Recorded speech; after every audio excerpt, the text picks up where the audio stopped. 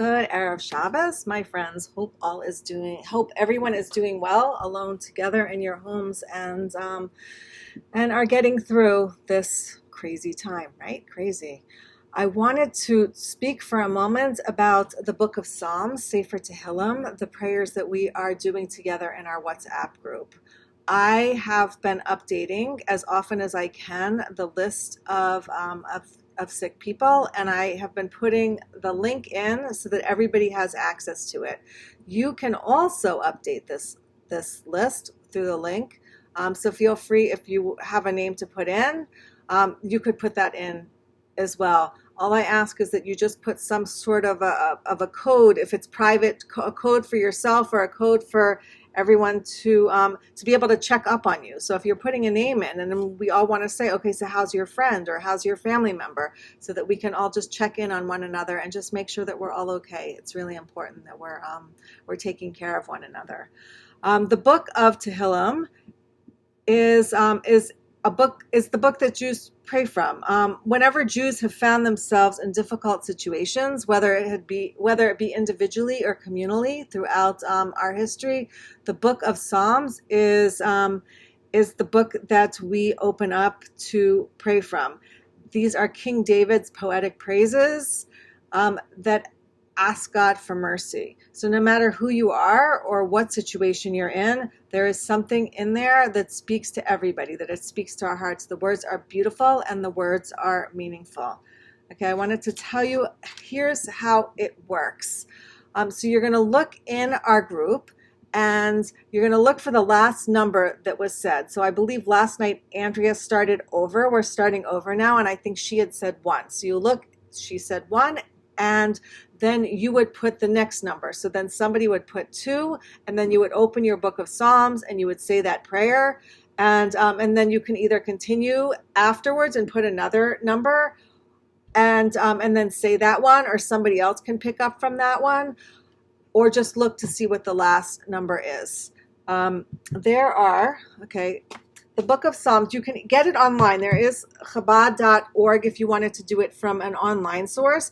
But so this is the Art Scroll version of the book of Psalms, and it's got English on one side and Hebrew on the other. I say the English. There's some people that say it in the Hebrew if they know Hebrew, but it's important. It's important that you know what you're saying so that it means something to you. And recently, I went to a friend's house, and I saw this one. It's Psalms that speak to you. And I love the translation. The translation is beautiful. I actually got one for my sister, one for both of my sisters. So I sent that through Amazon, and they're supposed to get theirs on Sunday, and then I'm going to teach them how to use it on Sunday so that they can. They're going, through things in their communities. I have one sister in San Diego and one sister in Virginia. And San Diego, they've been hit hard, like we've been hit hard. But in Virginia, where my sister is, they haven't been hit so hard yet. But I just want to make sure that they have access to these books, to the book of Psalms, because it really does bring comfort. Like I feel like when I open it up and I pray from it, I do feel comforted. And then at the end, there is a section at the end after you're done saying whatever it is that you said. Then you go to the end, and then there's a prayer that you say at the end, and that's where you insert. It'll say insert the names of the sick people. So then you say all of those names. So that's exactly how that works. And if you haven't joined us and you want to join us, please feel free to join us. If you can also just take a look, since we're starting over, if there are things that you want to claim before Shabbos, put them down now, and then just make a note that those are the ones that you're going to say over Shabbos. Let's see, the other thing, I had a couple other things I wanted to say. It's funny, I always one of the things I look forward to for Shabbos is, I look forward to sort of, sometimes we have Friday night pajama Friday night. So we sort of chill out on Friday night. And this week, I feel, I'm sure all of us, I was in pajamas all week. didn't put any makeup on. So this week it was like Shabbos, and I was so excited to get into real clothes, put makeup on, make myself, look normal so that I could feel good about myself also. So it was sort of nice, sort of nice to get dressed today. This week, last week, I know I showed you that I was doing this zine and like a little mini book. So this week I didn't actually finish it. So this is Who Inspires You. So I started a little Who Inspires You, and then I've got like little sketches in here, but I didn't actually finish. But I did finish one page. This is Aliza Bulow, and she is from Denver, and she's my teacher and my mentor. And she said something that I found to be very powerful in a class that she gave this week. If we look in the book of Jeremiah, Jeremiah is a book of it's in Navi, it's from the prophets, and he has a lot of prophecy. Like, it's a lot of prophecy there. And one thing that she said that really made me think is that it says, Ki bara Hashem chadasha ba'aretz. Because Hashem created something new in the world. So we learned from the book of Kohelet that it says only that shall happen which has happened. Only that occur which has occurred. There is nothing new beneath the sun.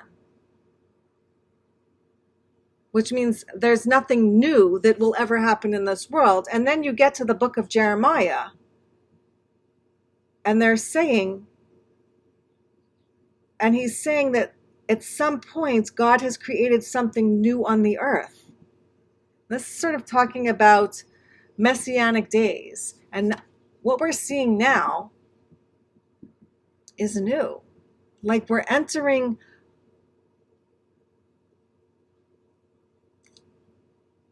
a time that we've never seen before.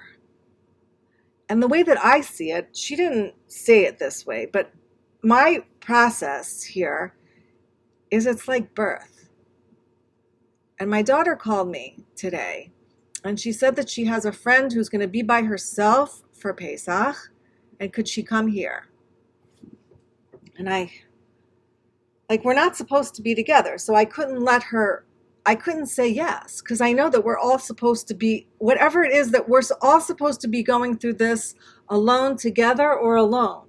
This birthing process, as I see it. And I said to her, I said, no, she can't. And that's not me. Like, I have tons of people for every single holiday. That's our life. Our life is welcoming people into our home. But I said, this time, she can't. Because birth has to happen alone. And then I thought about, well, what we can do for one another if we are alone. I think if we know people that are alone and we can't invite them, we have to help them to be able to make their own Seder, to be able to help them to have the tools that they need in order to make it the best Seder of their entire lives, no matter if you're with a couple people or if you're alone. That's what needs to happen this year. And then she said to me, my mother-in-law is going to be by herself. She's down the block. She can't come here. It's not safe for her to come here. We have to protect the elderly. So what the cousins are doing, which I thought was pretty amazing, the cousins are all taking part in my mother-in-law's Seder by writing her something about each section of the Seder. So if the first section is Kadesh, one of the cousins has Kadesh, and they're going to write her something about Kadesh, about something about their relationship with her. I'm going to hang up on someone. And then when she gets to Kadesh, she'll open that, and that will be from one of the cousins, and then the next section from another of the cousins. And I think that that's what we really need to be doing for one another. If we know that somebody's alone and does not necessarily know how to do a Seder, or if there's something that they need, we need to be able to help them in order to be able to make it a good Seder. and a good experience. And not just for the Seder, but whatever it is that we're all going through at this time, to help us make it through this crazy time. That's what I wanted to share. I love hearing from everybody in the group. Reach out to me. Feel free to reach out to me or any of the other leaders. Call me, text me, or even in the group, because I love hearing from everyone. And that's it. I want to wish everybody a good Shabbos. May all of our prayers and all of our hopes and our dreams for the birth of whatever it is that's going to come next be answered for good. Love you all. Shabbat Shalom.